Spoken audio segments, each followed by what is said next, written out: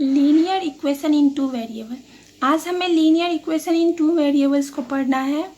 तो अभी आप लोगों ने इक्वेशन को इससे पहले पढ़ चुके हैं, जो इक्वेशन किन किन तरीके से हो सकता है, इक्वेशन को हम किन किन बेसिस पे बांट सकते हैं।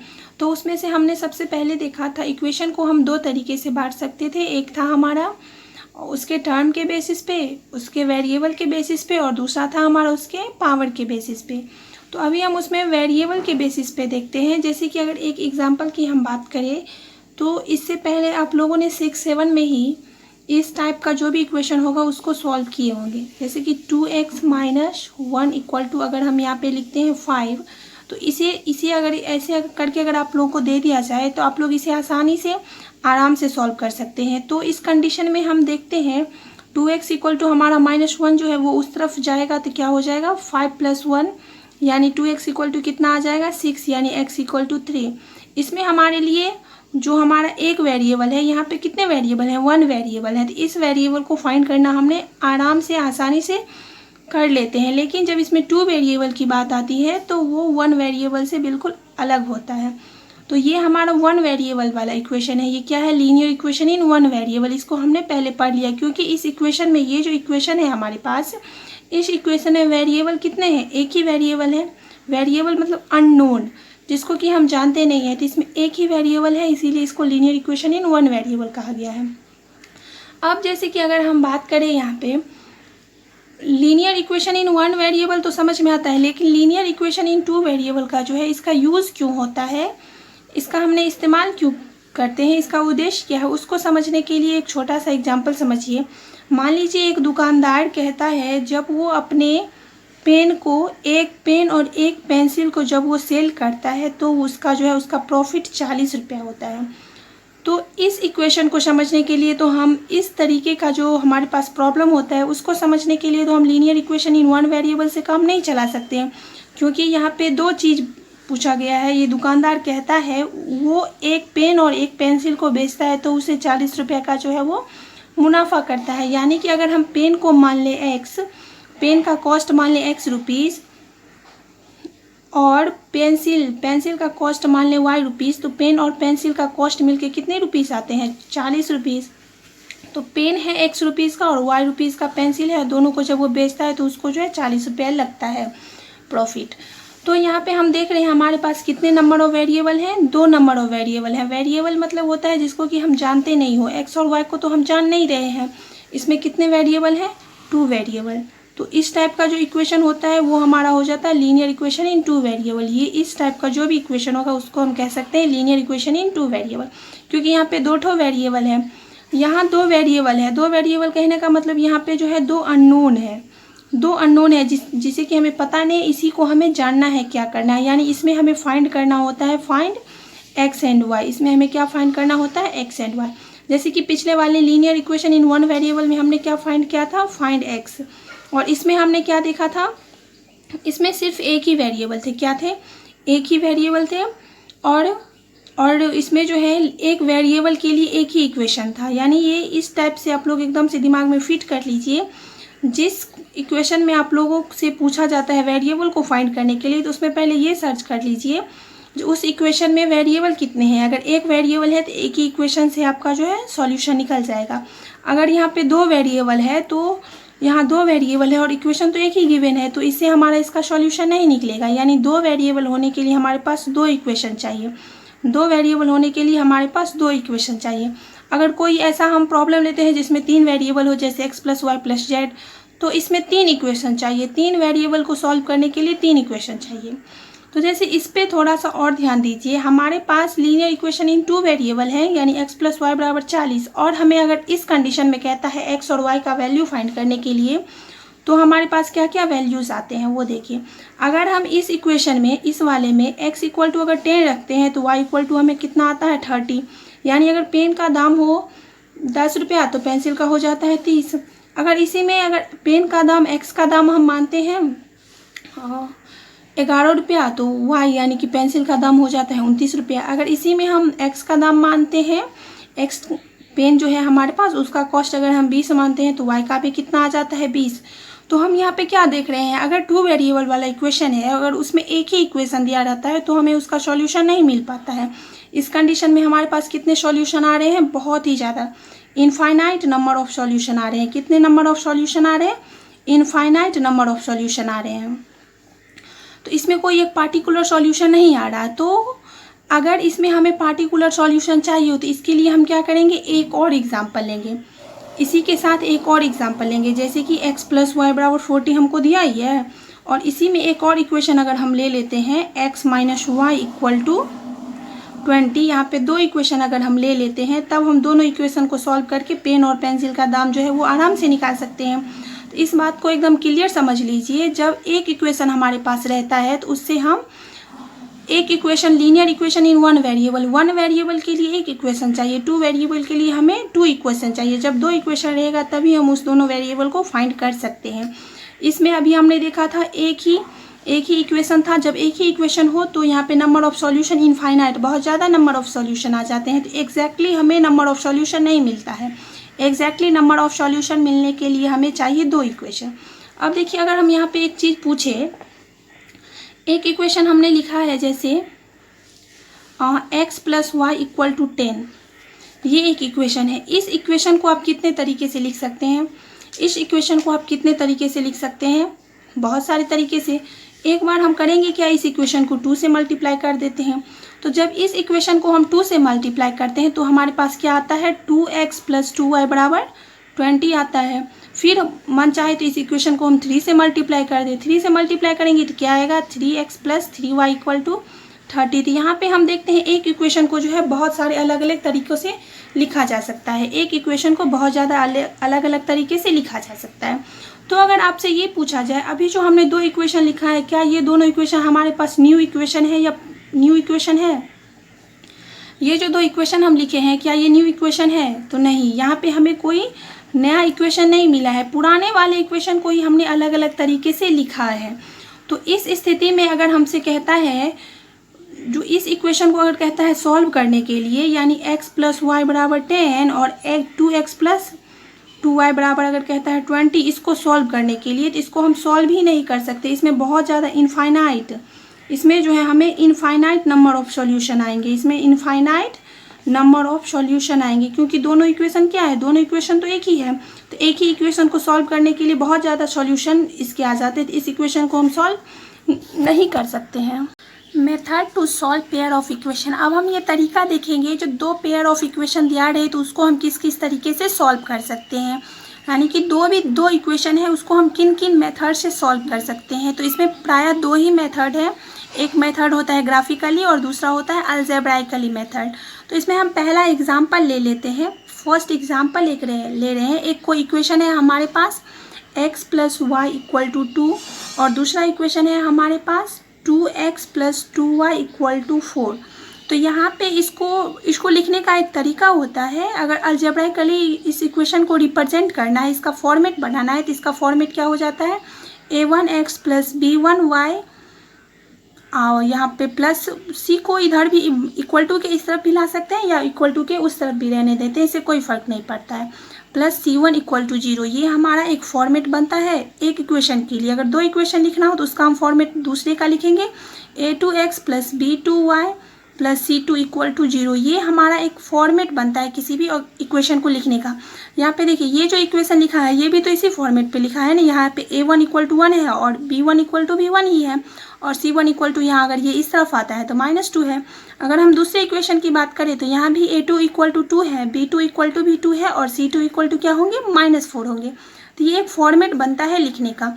तो अगर हमारे पास जब इस टाइप का एक इक्वेशन है तो पहले हम इस इक्वेशन को टेस्ट करते हैं, क्या ये न्यू इक्वेशन बन के दिया गया है या फिर पुराना वाला ही इक्वेशन है। तो जब इसको हम देख रहे हैं आगे तो हमें पता चलता है, जब हम इस इक्वेशन को 2 से मल्टीप्लाई कर रहे हैं तो हमारे पास ये इक्वेशन आ रहा है, यानी यहाँ पे क्या है, यहाँ पे कोई न्यू इक्वेशन नहीं बना है। और दूसरी बात, जब इसको हम ग्राफिकली रिप्रेजेंट करते हैं, जब इसको हम किसी ग्राफ पेपर पे जब इसको हम बनाते हैं तो उस दौरान हम देखते क्या है, अगर x प्लस वाई का जो है एक लाइन ऐसे गया है, x प्लस वाई का जो है इक्वेशन ऐसे गया है, x प्लस वाई का ये इक्वेशन है, x प्लस वाई बराबर 2 का ये इक्वेशन लाइनिंग गया है, और दूसरा जो हमारा ग्राफ बनेगा वो 2x प्लस 2y का बनेगा।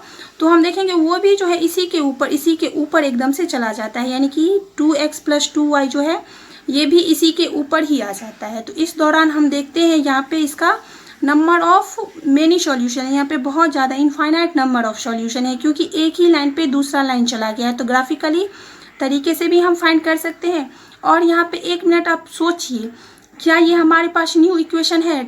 x प्लस 2y बराबर 2 है, 2x प्लस 2y बराबर 4 है, तो ये हमारे पास कोई नया इक्वेशन बना नहीं। यहाँ पे नो न्यू इक्वेशन, यहाँ पे हमारे पास कोई न्यू इक्वेशन नहीं आए हैं। तो जब हमारे पास कोई नया इक्वेशन ही नहीं आया है तो हम ये क्या कह सकते हैं, यहाँ पे इनफाइनाइट नंबर ऑफ सॉल्यूशन। यहाँ पे 3 कंक्लूजन निकलता है। एक कंक्लूजन इसमें निकलता है, इसमें इनफाइनाइट नंबर ऑफ सॉल्यूशन होंगे। क्या होंगे? Infinite number of solution. और दूसरा इसमें कंक्लूजन निकल के आता है, ये जो हमारे पास इक्वेशन दिया गया है ये इक्वेशन तो सही है ना, इक्वेशन नया नहीं बना लेकिन इक्वेशन तो सही है।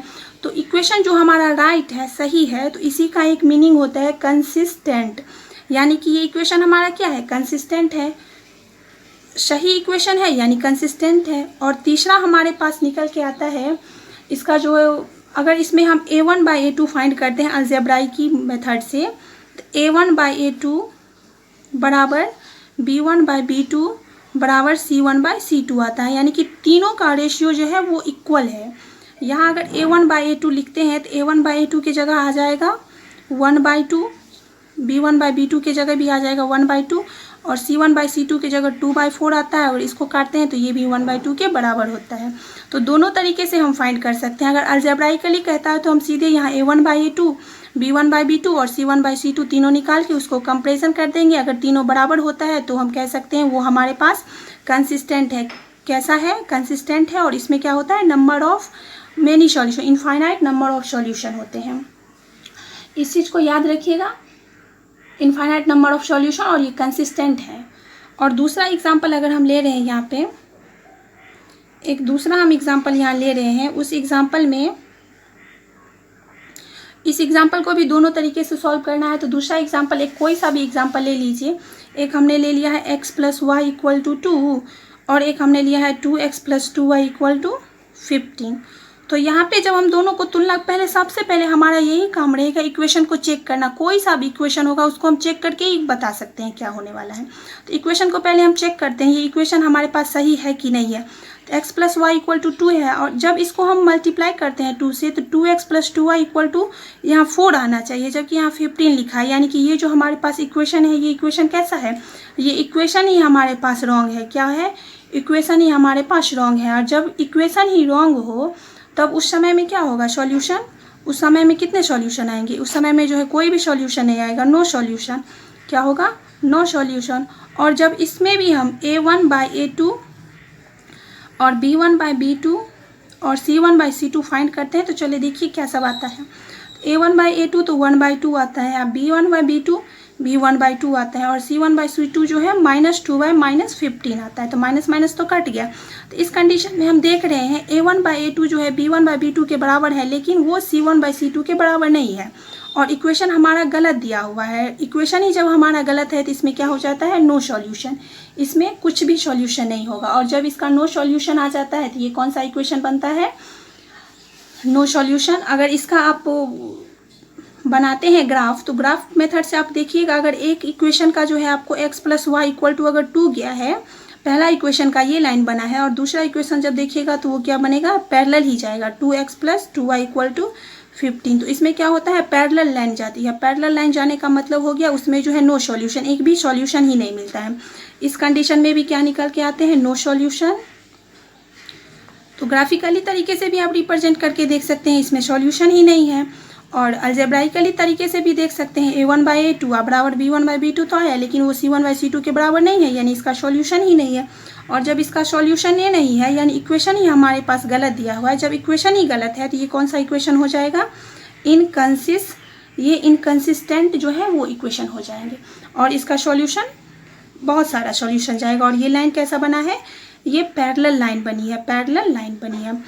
तो ये 2 हो गया। अब एक लास्ट बचता है, एक तरीका और है इसमें हम कह सकते हैं a1/a2 बराबर b1/b2 equal to not c1/c2। इसमें ये आपको याद ही नहीं रखना है, आपको बस ये याद करना है इक्वेशन अगर हमारा सही है या नहीं। अगर सही होगा तो हम देखते हैं कोई नया इक्वेशन बना कि नहीं। अगर नया इक्वेशन बना है तो अलग बात है। अगर नया इक्वेशन नहीं बनता है, अगर नया इक्वेशन बना ही नहीं तो वो हमारा पहला कंडीशन आ जाता है, यानी कि उसमें तीनों a1/a2 बराबर b1/b2 बराबर c1/c2 आते हैं। और इसका अलजेब्राइकली जब हम देखते हैं तो एक ही लाइन पे दूसरा लाइन का भी इक्वेशन आ जाता है। तो यहाँ इनफाइनाइट नंबर ऑफ सॉल्यूशन बनते हैं, लेकिन इक्वेशन हमारा सही लिखा है इसीलिए इसको हम कंसिस्टेंट भी कह सकते हैं। और दूसरा हमारा था इक्वेशन ही हमारा क्या है यहाँ पे गलत है। जब इक्वेशन ही गलत है तो उसका सॉल्यूशन क्या होगा? जब उसका सॉल्यूशन ही नहीं होगा तो वो दोनों लाइन जो है पैरेलल जाएगी और उसको algebraically a1/a2 equal to b1/b2 equal to not c1/c2 करके हम रिप्रेजेंट करते हैं। अब एक तीसरा तरीका है, उस तीसरा एक इक्वेशन लेते हैं जिस इक्वेशन में आपको दिया गया है, मान लीजिए 2x + 3y इक्वल टू 5 है और दूसरा दिया है 4x + 4y इक्वल टू 12। इसको भी सॉल्व करने के लिए पहले हम इक्वेशन को चेक करते हैं, इक्वेशन हमारे पास कैसा है। तो 2x + 3y बराबर 5 है, 4x + 4y बराबर 12। हम देख रहे हैं ये जो इक्वेशन है दोनों अलग इक्वेशन है, दोनों अपने में अलग अलग इक्वेशन है। एक इक्वेशन को दूसरे तरीके से नहीं लिखा गया है, दोनों अपने में अलग अलग इक्वेशन है।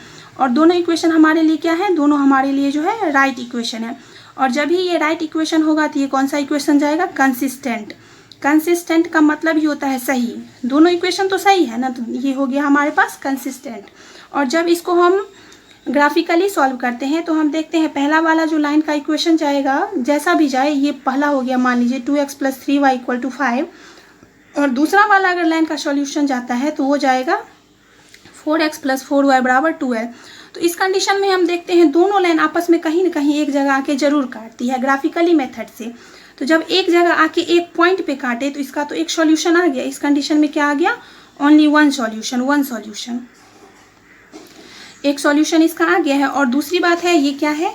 इक्वेशन ये सही है। और जब भी इक्वेशन ये सही होगा तो इक्वेशन सही को हम क्या कहते हैं? कंसिस्टेंट इक्वेशन है। कौन सा है ये?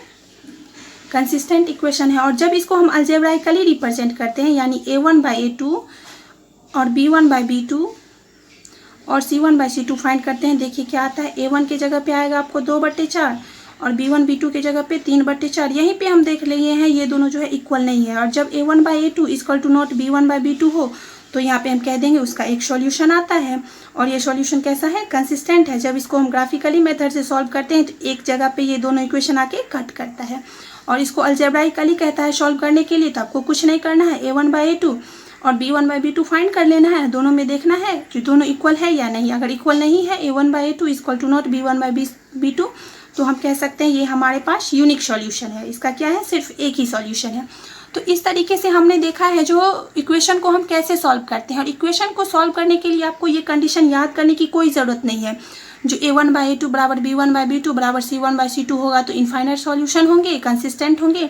ये याद करने की ज़रूरत ही नहीं है। बस आप इक्वेशन को चेक कर लीजिए। अगर इक्वेशन सही है तो कंसिस्टेंट है, गलत है तो इनकंसिस्टेंट है। और जब इनकंसिस्टेंट होगा, गलत है, तो उसका सॉल्यूशन ही नहीं बनेगा, यानी पैरेलल लाइन में जाएगा। और जब इसका सॉल्यूशन बनेगा तो दो तरीके का सॉल्यूशन बन सकता है। एक तो इनफाइनाइट नंबर ऑफ सॉल्यूशन। जब इनफाइनाइट नंबर ऑफ सॉल्यूशन बनेगा तो दोनों लाइन जो है एक दूसरे के ऊपर ही जाएगी। और जब इसमें जो है दोनों लाइन एक दूसरे को काटता है तो इसका एक सॉल्यूशन निकलता है। तो इस तरीके से इसको हम समझ सकते हैं। इसको याद नहीं करना है, बस समझ लेना है।